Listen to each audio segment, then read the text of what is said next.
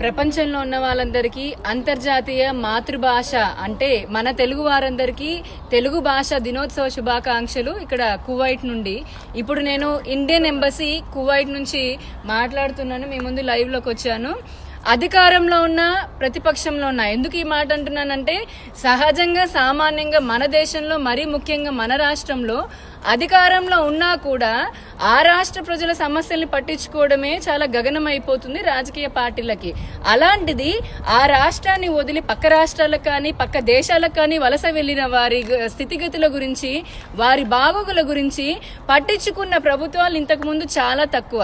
అప్పుడైనా ఇప్పుడైనా ఎప్పుడైనా అధికారంలో ఉన్న ప్రతిపక్షంలో ఉన్న ప్రవాస ఆంధ్రుల యొక్క స్థితిగతులని వారి బాగోగులని సమస్యల్ని పట్టించుకుంటూ కష్టాల్లో ఉన్నవాడు తెలుగువాడు భూప్రపంచంలో ఎక్కడ ఉన్నా సరే ఒక చిన్న కష్టం ఏర్పడింది అని చెప్పని తెలియగానే స్పందించేది కేవలం తెలుగుదేశం పార్టీ. ఎందుకంటే ప్రతిపక్షంలో ఉన్నప్పుడు కూడా మనము తుఫాన్లు వచ్చినప్పుడు చూసాము, లేకపోతే ఇతరత్ర ప్రకృతి వైపరీత్యాలు వచ్చినప్పుడు చూసాము. హెలికాప్టర్లు పంపించి మరీ సహాయం చేసిన ఘనత కూడా తెలుగుదేశం పార్టీదే. ఇదంతా ఎందుకు చెప్తున్నాను అని అంటే ఇప్పుడు 2014 తర్వాత తెలుగుదేశం పార్టీ ప్రభుత్వం ఏర్పడిన తర్వాత ఆంధ్ర రాష్ట్ర విభజన తర్వాత ఎన్నో ఇబ్బందులను ఎదుర్కొంటూ కూడా అటు సంక్షేమము ఇటు అభివృద్ధి రెండు కళ్ళలాగా పరిపాలిస్తూ తన శక్తి యుక్తులంతా కూడా రాష్ట్ర ప్రజల బాగోగుల కోసం పెడుతున్న చంద్రబాబు నాయుడు గారు 5.5 కోట్ల మంది ఆంధ్రప్రదేశ్ ప్రజలకి ఎలాంటి భరోసాని అందిస్తున్నారో అలాంటి భరోసానే ప్రవాసాంధ్రులు అంటే విదేశాల్లో ఉన్న ప్రవాసాంధ్రులకు కూడా అందజేస్తూ ఉన్నారు.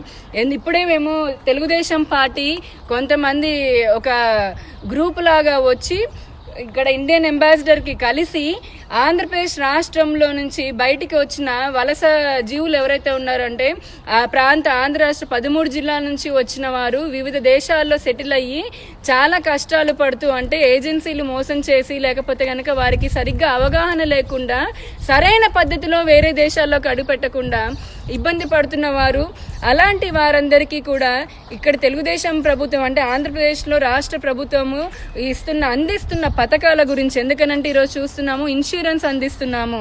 అలానే ఇక్కడ వేరే దేశాల్లో వారు ఎంప్లాయ్మెంట్ అయిపోయిన తర్వాత మళ్ళీ వాళ్ళ ఆంధ్రప్రదేశ్ రాష్ట్రానికి వస్తే వారికి స్కిల్ డెవలప్మెంట్ అనేది ఇచ్చి అక్కడ ఆంధ్ర రాష్ట్రంలో వారికి ఎంప్లాయ్మెంట్ కూడా మనం జనరేట్ చేస్తున్నాము ఏపీ ఎన్ఆర్టీ తరఫున. అలా చాలా చెప్పుకుంటూ పోతే ఎన్నో సంక్షేమ పథకాలు ఇక్కడ ప్రవాస ఆంధ్రులకి వేరే దేశాల్లో తెలుగుదేశం ప్రభుత్వం అందిస్తూ ఉంది.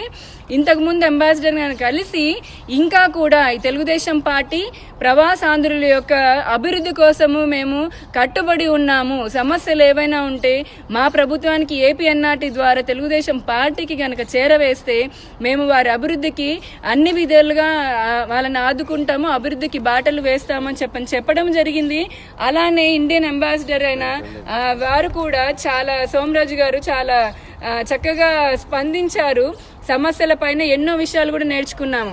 ప్రవాసాంధ్రులారా, ఆంధ్ర రాష్ట్ర ప్రజల్లారా, మనం ఆంధ్ర రాష్ట్రంలో ఉన్నా ఈ భూగోళం పైన ఏ దేశంలో ఉన్నా మీకంటూ మనకంటూ ఎప్పుడైనా సరే ఉండే ఒకే ఒక్క భరోసా మన తెలుగుదేశం పార్టీ. మీ సమస్య ఏదైనా ఇక్కడ ఈ దేశంలో వేరే దేశాల్లో ఉన్న వారైనా వారి కుటుంబాలు ఆంధ్ర రాష్ట్రంలో ఉన్న వారైనా సరే ఇక్కడ మీకు అక్కడ మీ కుటుంబ సభ్యులకి వెన్నంటే మేముంటాము.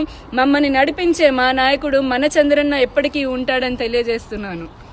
వార్తావాణి న్యూస్ ఛానల్ ఎప్పటికప్పుడు రాజకీయ సినీ విశేషాలు స్పోర్ట్స్ మరియు సాంకేతిక పరమైన మరెన్నో విషయాలను మన ముందుకు తెస్తుంది. మరింత సమాచారం కొరకు వార్తావాణి న్యూస్ ఛానల్ ని సబ్స్క్రైబ్ చేయండి.